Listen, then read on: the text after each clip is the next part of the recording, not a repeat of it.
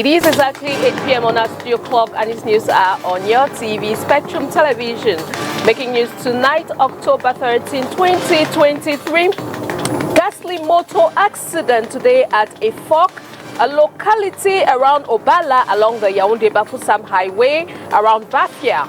A truck transporting sand went on head-on collision with a bus transporting 35 persons from Yaoundé heading to the west region of Cameroon to bury one of theirs. Plus, 42 families affected by the tragedy of October 8, 2023 will be settled in the coming days. This is the announcement that has been made today by the Minister of Territorial Administration during the donation of aid to the victims of the Mbankolo disaster. We shall be bringing to you the Minister's reaction in this edition of this newscast. This story is in full and much more will be brought to you right ahead. Ladies and gentlemen, always a pleasure being in your company on this edition of the 8 p.m. Bilingual Primetime Newscast on your TV, STV. We'll start right away, and it's in the French language with Makeda Lidi-Newton. Bonsoir, Makeda. Bonsoir Christelle Asexuelle, mesdames, messieurs, bonsoir. 5 jours après le drame de Bankolo qui a endeuillé de nombreuses familles, une autre tragédie s'est produite aujourd'hui, cette fois sur nos routes. Aux environs de 11 heures ce vendredi, un accident mortel de circulation a eu lieu dans la localité des Phoques sur l'axe Yaoundé-Bafoussam. Un camion Berne est entré en collision avec un coaster selon des témoins rencontrés sur place. Et en attendant le bilan exact de cet accident, l'on dénombre de nombreux décès et plusieurs blessés. Reportage.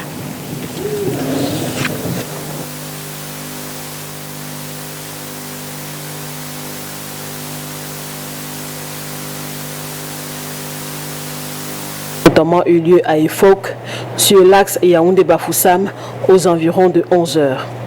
Selon des sources concordantes, un camion Ben ayant à son bord 3 personnes est entré en collision avec un coaster qui transportait 29 passagers qui se rendaient à un deuil à l'ouest, selon un témoin sur place.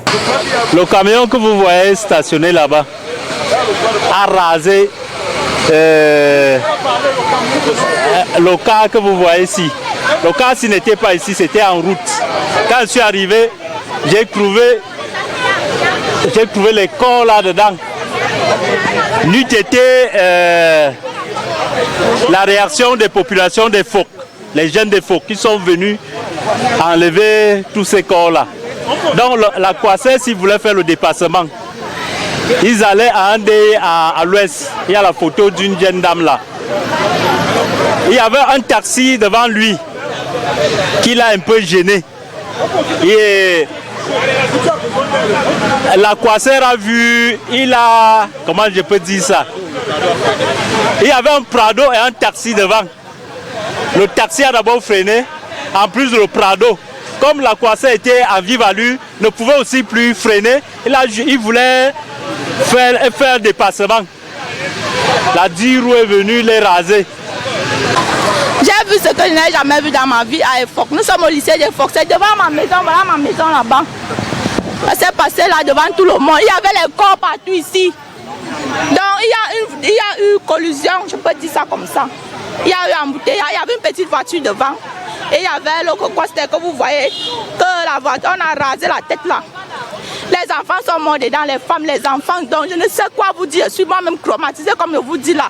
J'ai déjà pleuré, je suis dépassée, l'homme n'est rien. Faisons seulement attention. Mais quoi vous dire?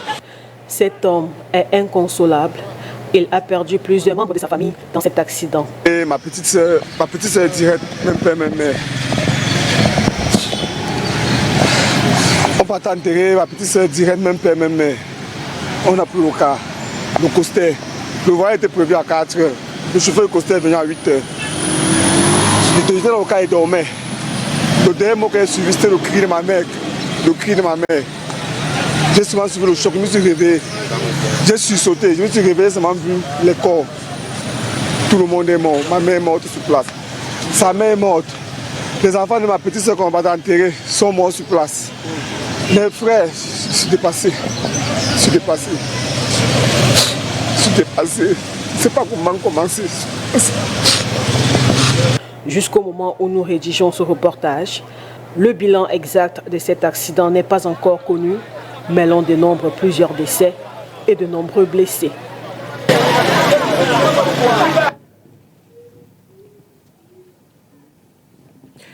Et après cet accident de circulation, les autorités administratives sont descendues sur les lieux. C'est notamment le cas d'Auguste Alain Dongomban, sous-préfet d'Obala. Il fait le point sur la situation ce matin au moment où nos équipes le rencontrent. Je vous propose de l'écouter au micro de Dieudonné Niassa. Nous sommes là depuis environ 2 heures de temps quand il y a eu ce choc-là entre ce car de transport et ce camion. Ici, c'est le village qu'on appelle Efok. Et il faut relever que cet axe, comme vous pouvez le remarquer, c'est un axe droit. Cet axe charrie beaucoup d'accidents de la circulation. Pour le moment, nous ne pouvons pas vous donner un bilan précis.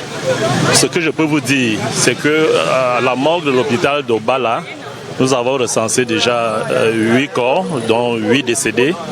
Et là-bas, nous avons 7 blessés graves, blessés vraiment graves.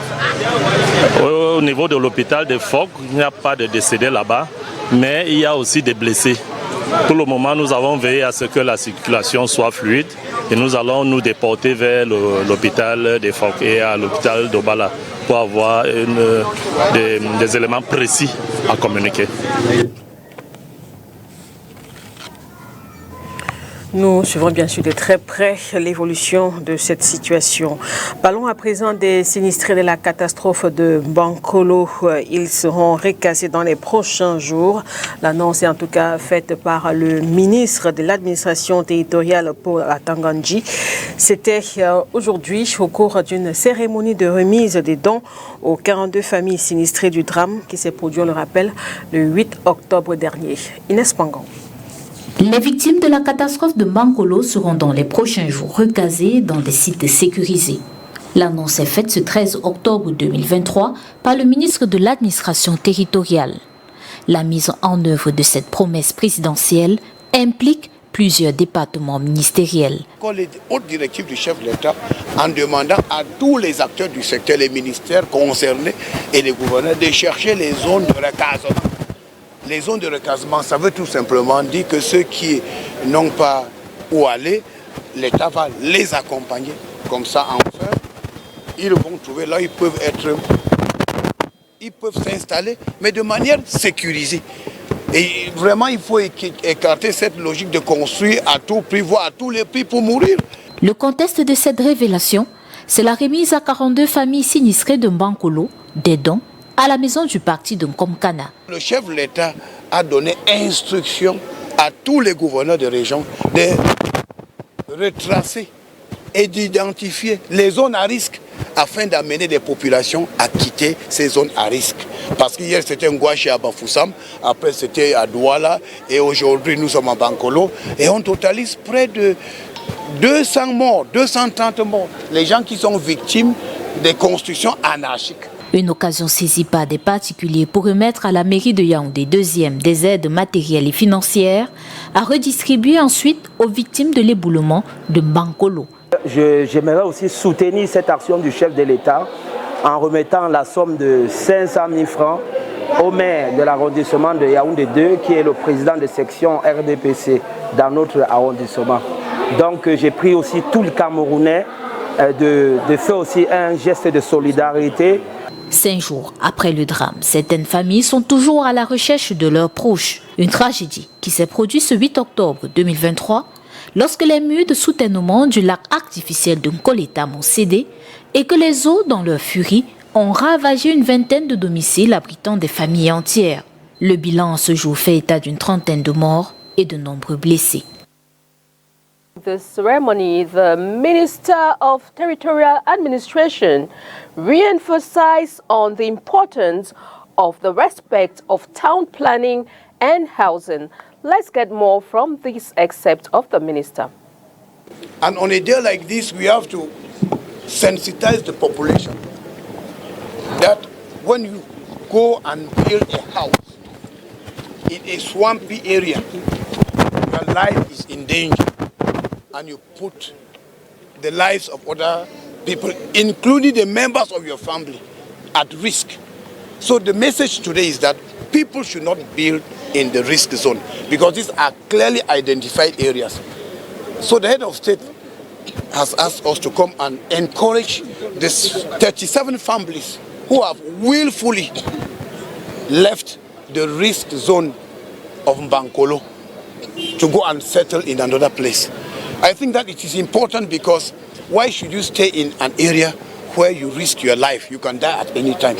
So we think that we will embark on the sensitization process, telling people that if you are on a risk zone, you should leave before it is too late. And on this day, which is to reduce the risk of natural disasters,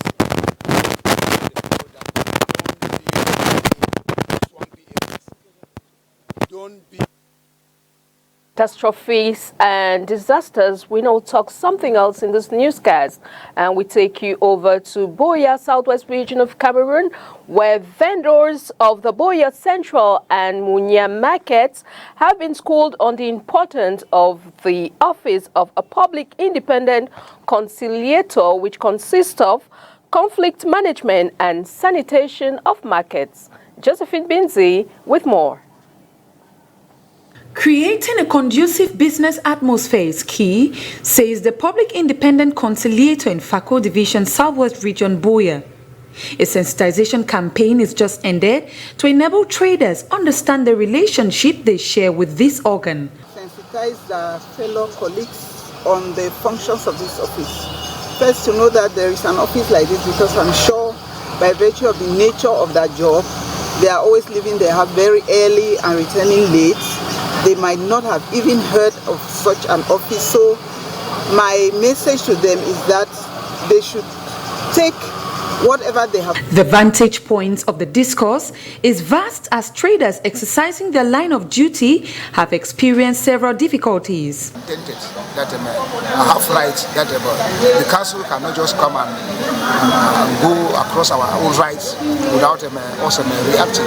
And the importance is that this office that has been created, the PIC has been created, it has given us room to know where we can channel our problems. The campaign covers a broad spectrum of departments. We are there to serve all users in this region, and so we are going stage by stage. We had a meeting with civil society organizations last month. We decided to have with market vendors. After this, we are going to target other associations, because the message about this office, the existence of this office, the missions of this office, its functions have to be disseminated, so that everybody who is living in the Southwest region knows that there is an office that has been created by the President of the Republic for all of us. This is a step towards creating a cordial relationship with businessmen and women and teaching them administrative obligations towards them as traders in the markets. In prelude to the radio event placed under the patronage of the President of the Senate, Nyat Ndifenji, a press conference has been organized to this effect. Let's get more insights of these events from the following excerpt. Doing the preparation in line with the great encounter rendezvous in the West region known as the Radio. The Radio will be an encounter where we'll have exchanges, we'll have exhibitions, we have expositions of different cultural activities, touristic, and all the parts that we think that is necessary and that is aligned with the vision of the President of the West Regional Council, outlined and spelled out in the Regional Development Plan. This plan, it has copies in English and in French that will be sold out to investors, those who want to come and invest in the West region insofar as developmental projects are concerned in the next 5 years of activities of the West Regional Council. End of this, we are seeking for investors, those who come because we have projects that are outlined in the regional development plan. These projects will be sold out to investors. They can have this project in form of BOTs that will build, operate, and transfer, which will enlighten how we have agricultural projects that have been outlined. We have cultural projects, we have touristic projects. All of this are spelled out in the regional development plan. It will be a forum that will sell out the West Regional Council, will sell out the West region in the different aspects, in the different dimensions that investors can come and invest in the West region, thereby developing the regions, thereby enriching ourselves. That is it.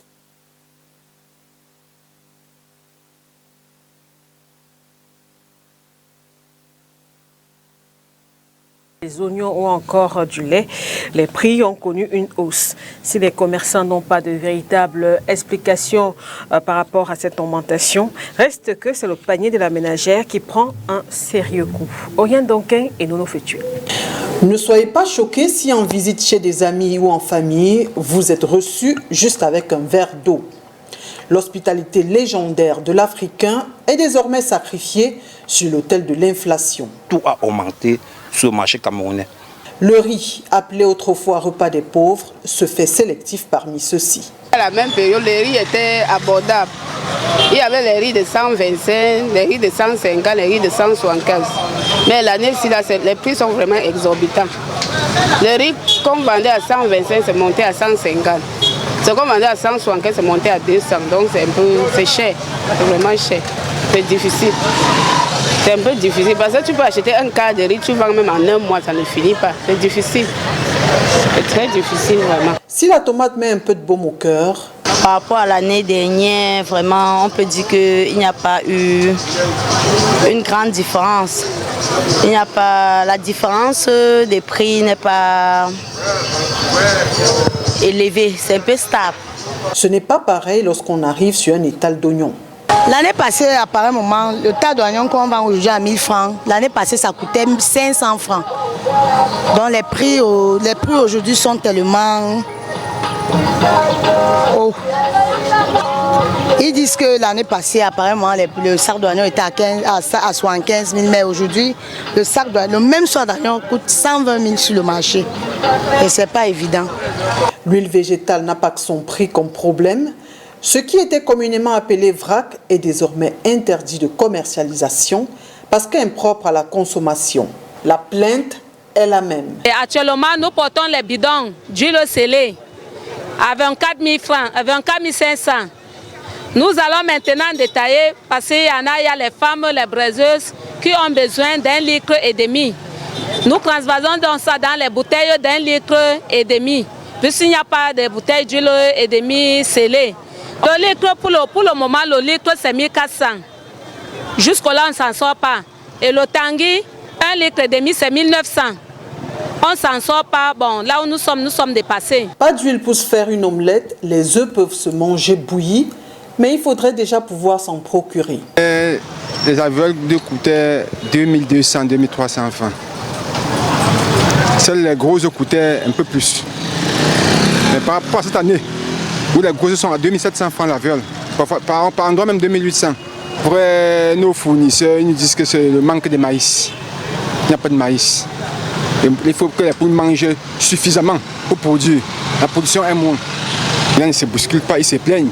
Vous savez, les clients capricieux qui font leur gueule, ils payent, mais en temps, les pauvres, qu'est-ce qu'ils font? Il n'y en a pas, il n'y a pas moyen. Quand ils arrivent là, ils démarrent le prix. Ils secouent la tête, ils tournent le dos. Vanté pour sa richesse en calcium, le lait peut également se targuer de ne pas être à la portée de tous. Les laits, l'année passée, étaient un peu favorables selon le prix. Mais cette année, les laits ont encore plutôt augmenté. Le grammage des laits, surtout comme ces laits, ils ont baissé le grammage, augmenté les prix, puisque le 900 grammes coûtait 6700. Maintenant, ils ont mis ça à 800 grammes, qui coûte 6500. Donc, ils ont enlevé 100 grammes. Vous voyez un peu. Et il faut que les clients prêtent attention sur le grammage des produits. Donc, ils augmentent le prix comme ça, ils baissent le grammage. Ils écrivent le grammage tellement petit qu'on ne peut même pas voir. Donc, il faut être très attentif pour voir le grammage des produits.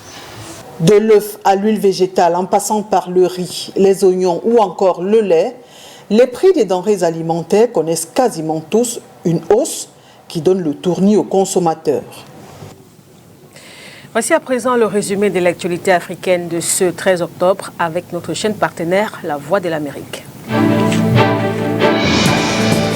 Un juge de Ziguinchor, dans le sud du Sénégal, a annulé jeudi soir la radiation de l'opposant emprisonné Ousmane Sonko des listes électorales. Les avocats de M. Sonko assurent que leur client peut à nouveau se présenter à l'élection de février 2024. L'agent judiciaire de l'État sénégalais a fait savoir qu'un recours sera introduit contre la décision. Le président nigérien Mohamed Bazoum, renversé le 26 juillet par un coup d'État, entame ce vendredi son 80e jour en détention avec sa femme et son fils. Il refuse toujours de démissionner et espère avoir gain de cause en justice. Au Mali, plusieurs dizaines de soldats de l'armée et des combattants du groupe paramilitaire russe Wagner sont arrivés dans la localité de Tessalit où la mission de l'ONU, en cours de retrait, doit bientôt quitter son camp. Le président congolais Félix Tshisekedi a annoncé un allègement progressif et graduel de l'état de siège instauré en mai 2021 dans 2 provinces de l'Est de la RDC, le Nord Kivu et l'Ituri, en proie aux violences de groupes armés. And we now talk sports in this newscast. In line with the Indomitable Lions of Cameroon football squad's preparations ahead of the upcoming AFCON 2024, their first encounter yesterday with the Russian football squad ended up in a 1-0 score in favor of Russia. Josephine Binzi brings us and takes us with highlights of this encounter. Russia's 1-0 win over Cameroon in a friendly encounter in the Russian capital of Moscow tells the Lion more needs to be done. Tactician Rigobert Song opted for a 4-4-2 tactical display, which was exciting to see the likes of Fabrice Ondoa, who made brilliant saves in the first 15 minutes of play. Jean-Jacques Castilleto, center defender, did a lot in the defense compartment and sealed a lot for the defense of Cameroon. Several attempts by Brian Boimo and Vincent Aboubakar targeted to get the goal for Cameroon at the 30th and 35th minutes, with all efforts going futile. And it went sour at the 40th minute of play as Russia opened scores, leaving the match by 1-0. Several saves were made in the second half of the game, with the likes of Olivier Mbaizo, Ben Elliott, Ngombekili, and others to find a solution for the Lions, and the second half all effort went futile. And though the scoreline didn't satisfy a cross-section of fans, it leaves a call for more work for newbies who anticipate to be in the final selection list for Ivory Coast AFCON 2024. Puisque les Lions et Notables, immédiatement après cette rencontre, vont prendre la...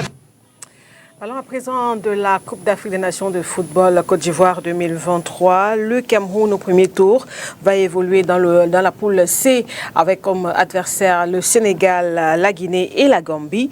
C'est ce qui ressort de la cérémonie de tirage au sort qui s'est déroulée hier à Abidjan. Ce tirage est-il favorable ou non pour le Cameroun? Léla Renganze a joint le journaliste sportif Georges Mbimbe et l'ancien lion indomptable Aurélien Chidjou. Voici leur analyse. Donc pour moi, le Cameroun est tombé dans une poule assez difficile, il faut le reconnaître. Je ne pense pas qu'il y a un adversaire ou une équipe qui sera heureuse d'affronter le champion d'Afrique en phase de groupe. Le problème, c'est que s'il fallait seulement résoudre l'équation du champion d'Afrique sénégalais, ça irait. Mais si à côté du Sénégal, on peut vous ramener une équipe comme la Guinée, alors on va me dire que c'est une équipe qui ne franchit pas souvent le dernier carré de la CAN. Le problème, c'est que c'est une équipe qui, en termes de ressources de joueurs, est vraiment au top. Je pense à Naby Keïta, je pense à tous ces bons petits manieurs de ballon qui peuvent absolument vous poser des problèmes lors d'un match de poule. Et puis il y a la Gambie. Alors tout le monde semble dire c'est le petit poussé du groupe. Non, je rappelle quand même que la Gambie a battu la Guinée lors de la phase de poule de la dernière Coupe d'Afrique des Nations ici au Cameroun pour se hisser en quart de finale. Et ça a été très difficile pour que les Sénégalais puissent notamment s'imposer lors de ces quarts de finale-là. C'est une équipe qui collectivement au point, qui va très vite, tout ce qu'une équipe comme le Cameroun n'aime pas, avec un très bon sélectionneur. Donc, vraiment, pour me résumer, je pense qu'on est tombé dans un groupe difficile. Il va falloir vraiment être prêt d'attaque parce que le programme prévoit le match déjà contre la Guinée qui ne sera pas facile. Ensuite, affronter le Sénégal dans un match, de mon point de vue, qui sera déjà décisif et terminer avec la Gambie en fonction de la situation. On parle de match de CAN, non, moi je parle même déjà de match de Coupe du Monde parce que tellement c'est difficile. Maintenant, nous on est le Cameroun, on a l'histoire qui parle pour nous, on a le vécu qui parle pour nous et on a également quelques arguments à faire valoir en termes d'individualité. Donc il va falloir être prêt, mais vraiment être prêt dès le départ si on veut absolument aller au second tour. Pour ma part, je crois que ce groupe est assez homogène. Le groupe du Cameroun, Sénégal, Guinée et Gambie, même si les trois premières nations citées ont une longueur d'avance, je dirais, parce que Cameroun et Sénégal, on ne présente plus. Le Sénégal qui est champion d'Afrique en titre, le Cameroun qui revient bien, la Guinée qui est dans ses rangs, il ne faut pas l'oublier, le meilleur buteur européen en ce moment, Guirassy, avec qui j'ai eu l'honneur de jouer, Naby Keita, l'ancien de Liverpool. Donc ils ont un groupe assez jeune mais qui peut poser problème à tout le monde. Après la Gambie, même si elle part avec une longueur, on va dire avec un peu de retard, parce que c'est une supposée petite nation, à savoir qu'aujourd'hui en Afrique, il n'y a plus de petites nations, mais ça peut se jouer. C'est un groupe assez équilibré pour ma part. La logique voudrait que le Cameroun et le Sénégal puissent sortir de ces poules, mais il faut rester attentif et savoir que la Coupe d'Afrique, ça se joue sur des détails. Ils le savent, les Camerounais. Et puis ils ont un gros morceau qu'ils rencontrent d'ailleurs bientôt, le Sénégal, en match amical. Ça pourrait déjà donner quelques idées au sélectionneur national pour ce match-là. Après, il y a la Guinée, comme je disais, avec Serhou Guirassy qui est pas mal en ce moment, qui marche sur l'eau, qui marque à tout va, en espérant que contre le Cameroun, il n'aura pas cette même chance ou bien cette même efficacité. Donc pour ma part, je pense que le Cameroun peut sortir de cette poule s'il fait bien les choses comme à l'accoutumée. Voilà, à bientôt, bye bye. Cet élément que nous refermons ce journal bilingue. Mesdames, Messieurs, merci de votre attention. Bonne suite des programmes sur Spectrum Télévision. Au revoir. Au revoir, Christelle Asik. Au revoir, Makedali Newton. Good night, televiewers. Thanks for watching. See you tomorrow, God willing, for another edition. Bye-bye.